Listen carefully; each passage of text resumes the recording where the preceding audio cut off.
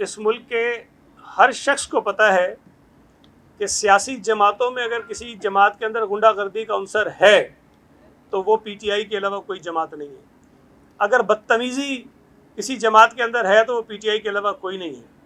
और अगर धांधली करने के माहिर हैं जो पकड़े गए रंगे हाथों, वो पीटीआई के अलावा कोई नहीं है। वो डस्का हो या खैबर पख्तूनख्वा के बल्दियाती इलेक्शंस हो, वहाँ पोलिंग स्टेशन के अंदर से पोलिंग जो बैलेट पेपर्स थे उनके डब्बे उठाते हुए इनके वुज़रा, इनके एमपी एमएनएस की फुटेज मौजूद है, ये भागे थे जब ये हार रहे थे।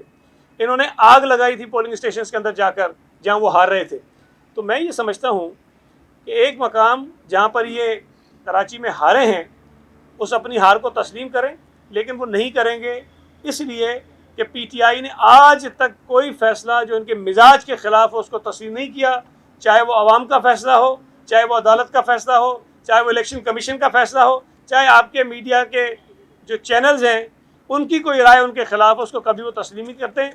उसके अंदर उनको धांधली नज़र आती है, उसके अंदर उनको कोई ना कोई साजिश नज़र आती है। तो पीटीआई का ये इनबिल्ट प्रॉब्लम है कि वो हर शख्स हर जगह जहाँ वो हारेंगे उस पर धांधली का इल्ज़ाम लगाएंगे। हालांकि पीटीआई हालिया दिनों में वो वाहिद जमात है जो एक बहुत बड़े पैमाने पर होने वाली धांधली के नतीजे में हुकूमत में आई थी, और उस धांधली के नतीजे में ही उनकी वज़ीर-ए-आज़म इमरान खान बना था। और जो धांधली जिन नशस्तों पर की गई थी उसमें NA 237 मलीर की सीट भी शामिल थी। और अल्लाह ताला का ये करना हुआ कि मलीर के लोगों ने उसी आदमी को इबरतनाक शिकस्त दी जो उनके वोटों पर डाका डालने के नतीजे में वज़ीर-ए-आज़म बना था।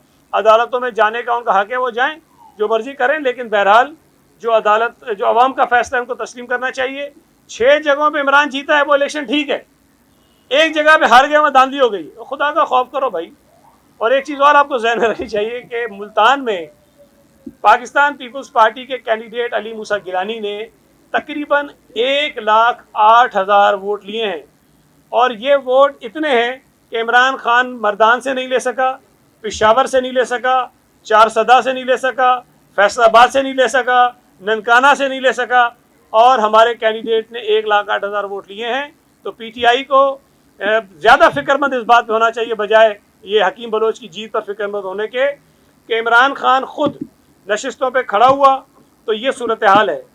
जब आम इलेक्शंस होंगे, क्या इमरान खान 272 सीटों पे खड़ा होगा या अपने चवल लोगों को खड़ा करेगा?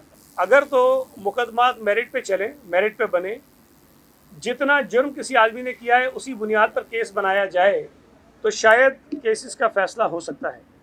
लेकिन यहाँ अगर डॉक्टर आसिम को पकड़ के अब दुनिया का अमीर तरीन आदमी साबित करने की कोशिश करेंगे तो भाई डॉक्टर आसिम दुनिया का अमीर तरीन आदमी नहीं है। अगर आप यहाँ साबित करेंगे कि डॉक्टर आसिम ने कोई दहशत गर्दों की फाइनेंसिंग की थी तो डॉक्टर आसिम और तो बहुत सारी शायद बुराइयाँ कर सकता है, लेकिन दहशत गर्दों को फाइनेंस करने की जरूरत उसके अंदर नहीं है। तो आप इस तरह के केसेस बनाएंगे तो ये मजाक हैं, ये इस तरह नहीं चलेंगे। आप अगर आसिफ अली जरदारी पर, फरियाल टालपुर पर अजीब अजीब किस्म के केसेस बनाएंगे कि यहाँ पर एक ज़मीन उनकी ज़ाती है, उस ज़ाती ज़मीन पे किसी के साथ जॉइंट वेंचर होता है, सरकार का उससे कोई ताल्लुक नहीं है, प्राइवेट ज़मीन है, प्राइवेट कंस्ट्रक्शन है, प्राइवेट पार्टीज़ हैं, उसके ऊपर आप केस बनाएंगे, अदालतों में ले जाएंगे तो वो केसेस मजाक होंगे।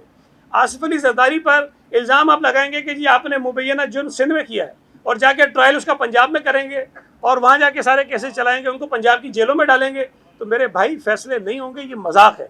आपको पहले ये तय करना चाहिए कि क्या आप करप्शन के ख़िलाफ़ वाकई कोई काम करना चाहते हैं, फिर तो शायद चीज़ें साबित भी हो जाएं, चीज़ें किसी के ऊपर इल्ज़ाम हो भी जाए। लेकिन अगर आप बेबुनियाद झूठे केसेस बना के मीडिया ट्रायल करेंगे और अदालतों के बजाय वो केसेस मीडिया पे चलाएंगे तो फिर यही होगा जो हो रहा है। हम समझते हैं कि एहतसाब बिल्कुल होना चाहिए, यकसा होना चाहिए, सबका होना चाहिए, एक कानून के तहत होना चाहिए, और जो मीडिया ट्रायल किया जाता है वो नहीं होना चाहिए। कहीं कोई अदालती फ़ैसला हो, कोई और सूरत हाल हो तो उसको हम देख लेते हैं, लेकिन हमारी कभी भी ये पॉलिसी नहीं रही कि जो लोग अपने घर बना चुके हैं, मुख्तलिफ आबादियों में रह रहे हैं, उनके घरों को तोड़ा जाए।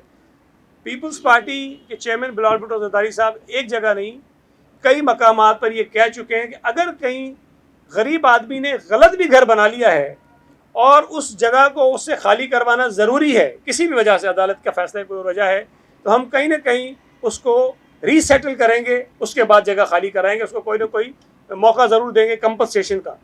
अगर ये कोई सूरत हाल ऐसी हो रही है मैं इसको चेक कर लूँगा और अगर ज्यादती हो रही है उसको फ़ौरन रोका जाएगा। अब अदालती फैसला अगर कि बीच में कोई है तो उसमें हम थोड़ा मजबूर हो जाते हैं, लेकिन ज्यादती किसी गरीब के साथ हम नहीं होने देंगे।